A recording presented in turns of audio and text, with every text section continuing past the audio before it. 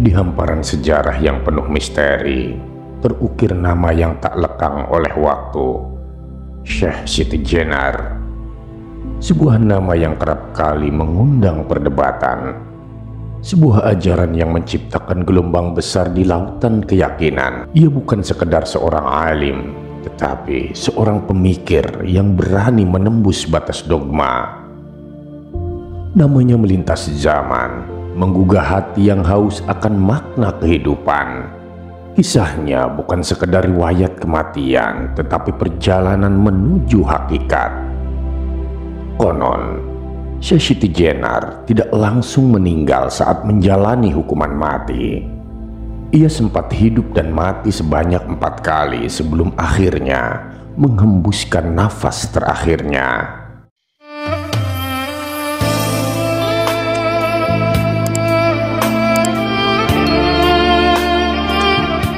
Assalamualaikum warahmatullahi wabarakatuh. Sahabat Haura yang dirahmati Allah, jika video ini lewat di berandamu, berarti ini adalah petunjuk dari Allah untukmu. Setidaknya luangkanlah waktu sejenak untuk menulis sholawat kepada Rasulullah di kolom komentar, sebagai tanda bukti akan kecintaan kita kepada Nabi Muhammad SAW. Dan sebagai umatnya, semoga di akhirat nanti kita mendapatkan syafaat dari beliau. Amin, amin, ya rabbal alamin. Pada video kali ini kita akan bersama-sama menyimak cerita 6 versi kisah misteri kematian Syekh Siti Jenar. Sahabatku, tidak ada yang lebih tragis daripada kebenaran yang dianggap sesat. Tidak ada yang lebih menyakitkan daripada cahaya yang dianggap kegelapan. Inilah kisah seorang tokoh yang namanya tak pernah pudar dalam lembar sejarah, meski jasadnya telah lama menghilang dalam kabut misteri. Syekh Siti Jenar, nama ini bukan sekedar rangkaian huruf tanpa makna. Ia adalah sebuah petualangan batin, sebuah perjalanan yang menembus batas dunia dan akhirat. Seorang sufi yang namanya bergema di seantero Jawa, namun juga menjadi perdebatan yang tak pernah usai. Sebagian menganggapnya sebagai seorang wali yang mencapai puncak makrifat, sementara yang lainnya melihat sebagai pembangkang yang menyalahi tatanan ajaran Islam kala itu. Lalu, siapakah sebenarnya Syekh Siti Jenar ini? Apakah dia seorang sufi yang telah mencapai kesadaran tertinggi, atau seorang pemberontak yang harus dilenyapkan demi menjaga kemurnian ajaran? Dan yang lebih menarik lagi, bagaimana ia mengakhiri hidupnya? Apakah benar ia dihukum mati? Atau ada rahasia yang lebih dalam di balik kisahnya yang samar itu? Sahabat, ada banyak versi tentang kematian Syekh Siti Jenar. Sebagian riwayat mengatakan ia dihukum mati oleh Dewan Wali Songo karena ajarannya yang dianggap bertentangan dengan syariat Islam.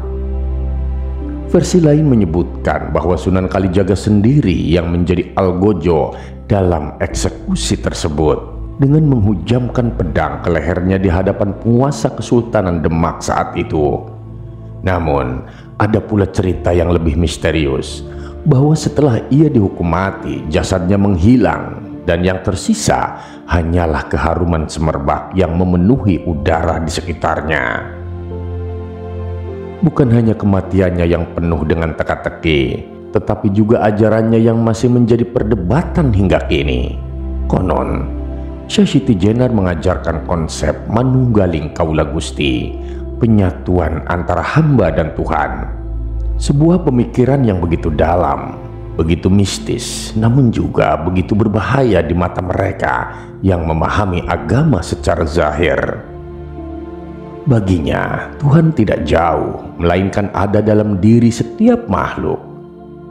Inilah ajaran yang dianggap menyesatkan oleh para ulama pada masanya, hingga pada akhirnya ia harus menghadapi nasib yang tak terelakkan. Tetapi sahabat, mari kita renungkan sejenak. Mengapa ajarannya begitu menakutkan bagi sebagian orang? mengapa seorang sufi yang mencari Tuhan dengan penuh ketulusan justru dianggap sebagai ancaman? Apakah karena pemikirannya terlalu maju sehingga sulit untuk diterima oleh zaman? Atau karena ia telah melangkah terlalu jauh hingga menabrak batas-batas yang tidak boleh dilampaui oleh seorang manusia biasa? Syekh Siti Jenar tidak hanya berbicara tentang surga dan neraka. Ia tidak mengajarkan manusia untuk sekedar takut kepada azab atau mengharapkan pahala. Baginya, yang paling penting adalah bagaimana seorang hamba bisa mengenali Tuhannya. Bukan hanya dalam ibadah lahiriah, tetapi dalam setiap hembusan nafas dan dalam setiap detak jantung. Sebuah pemikiran yang tidak semua orang bisa memahaminya, bahkan di zaman modern seperti sekarang. Mungkin inilah alasan mengapa kisahnya tetap hidup hingga kini. Karena Syekh Siti Jenar bukan hanya tentang sejarah, bukan hanya tentang perselisihan atau hukuman mati. Ia adalah tentang pencarian hakiki, tentang pertanyaan besar yang mengguncang keyakinan kita. Apakah kita benar-benar telah mengenal Tuhan kita? Ataukah kita hanya mengikuti ritual tanpa memahami esensinya? Dan inilah yang membuat kisahnya tetap berdenyut dalam hati banyak orang. Sebagian merasa takut, sebagian merasa penasaran, tetapi tidak sedikit yang merasa bahwa ajarannya justru membawa cahaya dalam lorong-lorong kegelapan spiritual mereka. Syekh Siti Jenar mengajarkan keberanian untuk bertanya, keberanian untuk mencari, bahkan jika itu berarti melawan arus yang ada. Namun sahabat, seberapapun kita mencoba untuk menggali kebenarannya, misteri tentang Syekh Siti Jenar tidak akan benar-benar pernah terungkap. Mungkin justru di sanalah letak keindahannya, bahwa kisahnya bukan untuk disimpulkan, melainkan untuk direnungkan. Sebuah kisah yang tidak memiliki akhir karena pertanyaan-pertanyaan yang ditinggalkannya akan terus menggema dalam jiwa setiap pencari kebenaran. Tidak ada yang lebih menakutkan dari ketidakpastian kematian, dan tidak ada yang lebih menggetarkan dari kisah seorang manusia yang memilih jalan berbeda dalam menapaki takdirnya. Syekh Siti Jenar, sebuah nama yang bergema di tanah Jawa, bukan sekedar sosok sufi, tetapi juga misteri yang tak pernah usai. Dihormati sekaligus diperdebatkan, dicintai sekaligus dicurigai. Syekh Siti Jenar adalah cahaya yang menyilaukan, tetapi juga bayangan yang menghantui para pemegang kekuasaan. Pemikirannya menembus batas, melampaui aturan yang dipahami kebanyakan orang. Bagi sebagian, ia adalah seorang sufi yang telah mencapai puncak hakikat, menemukan makna sejati dari ketuhanan. Namun, bagi yang lain, ia adalah pengkhianat ajaran, seorang yang harus dihentikan agar tidak menyesatkan umat. Sahabatku, inilah 6 kisah kematian yang beredar, 6 versi sejarah yang terus bergulir dalam pusaran waktu. Yang mana yang benar, yang mana yang hanya dongeng, atau mungkin semuanya benar dalam cara yang tak kita pahami.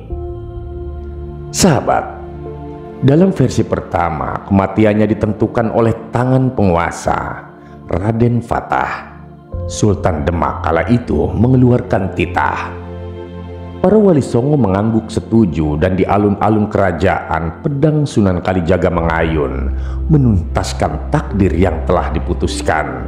Kepala yang tegak itu kini bersimpuh di tanah, tetapi semangatnya, pemikirannya tak pernah benar-benar mati. Kemudian versi kedua membawa kita ke wilayah Cirebon, di mana Sunan Gunung Jati, seorang wali sekaligus pemimpin umat kala itu, mengambil pedang keadilannya sendiri. Di Masjid Cipta Rasa, Syekh Siti Jenar menghadapi akhir yang telah diramalkan.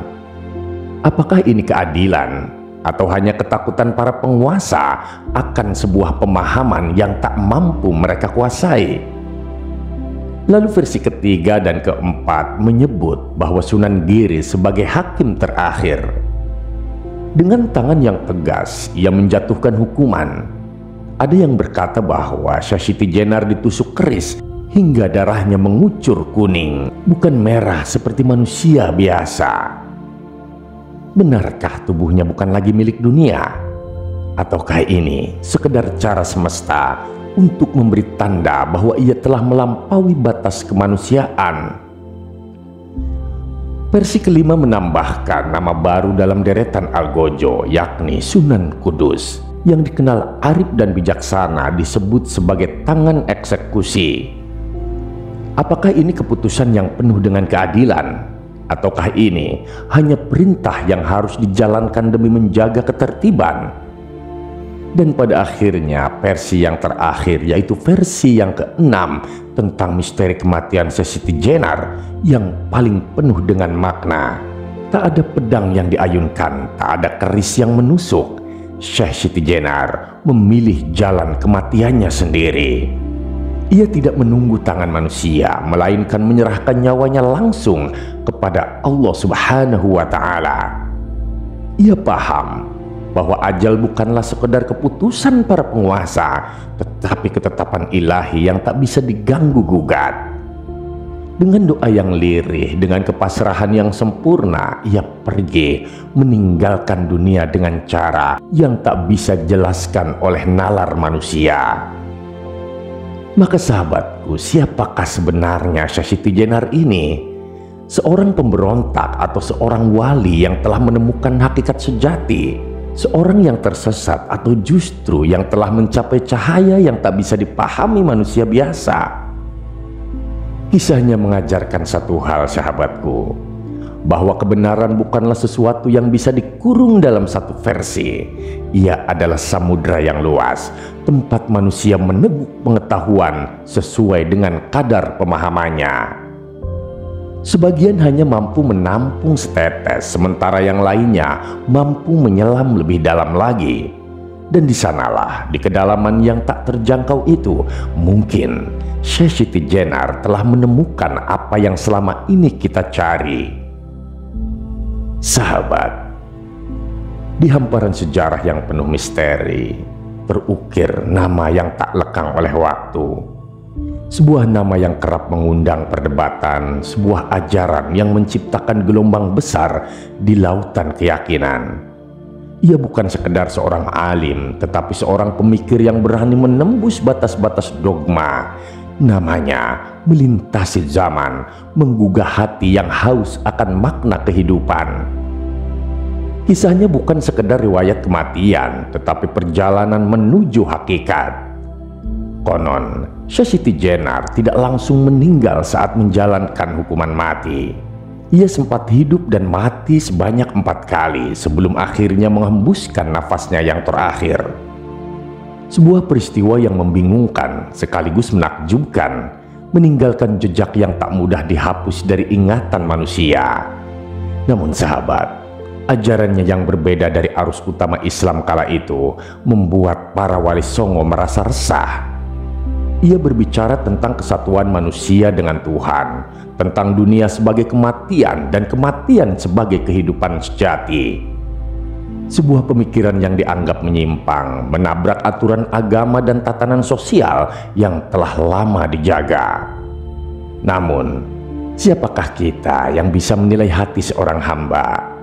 Apakah kebenaran mutlak hanya bisa dinilai dari sudut pandang mayoritas? Wali Songo yang diamanahi untuk menjaga keseimbangan Islam di Nusantara saat itu memandang bahwa ajaran Syekh Siti Jenar berbahaya.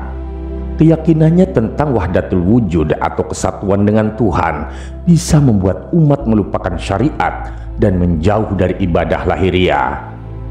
Tak hanya itu, ia juga dianggap mengganggu stabilitas kerajaan.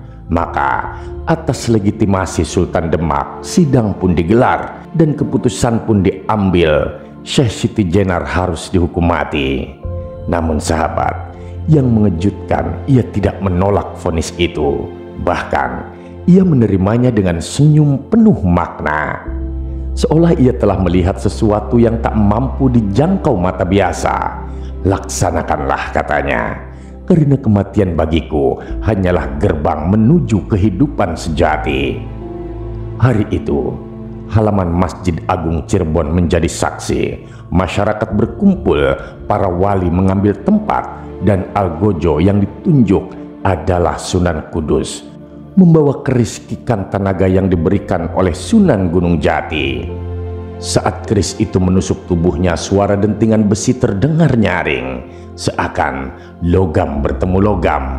Para wali tersenyum dan berkata, "Masa ada Allah seperti besi?" Kemudian Syekh Siti Jenar hanya tersenyum. "Coba tusukan sekali lagi." Tusukan kedua menghujam, tetapi ia tidak mati. Tubuhnya lenyap seketika, hanya untuk muncul kembali dan meminta algojo untuk mencobanya lagi. Tusukan ketiga membuatnya roboh sejenak, namun darah yang mengalir dari lukanya berwarna merah. Para wali saling berpandangan.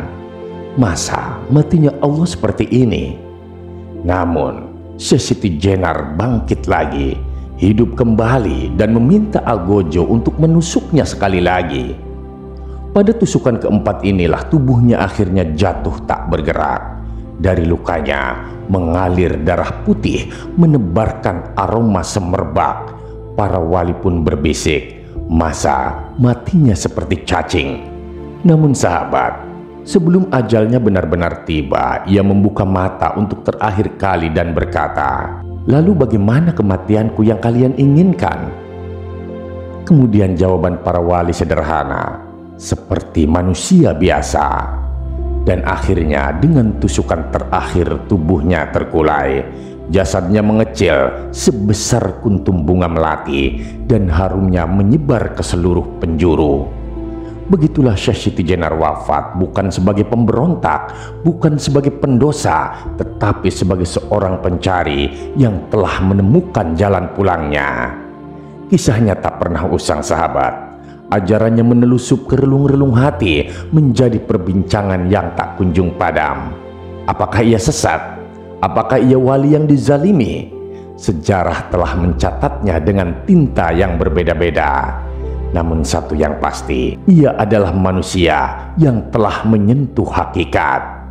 Dan dalam kematiannya itu, ia hidup lebih abadi daripada mereka yang menghukumnya. Maka sahabat, dari kisah ini kita belajar bahwa iman adalah perjalanan, bukan sekedar dogma, bukan sekedar ritual, tetapi pencarian yang tiada henti.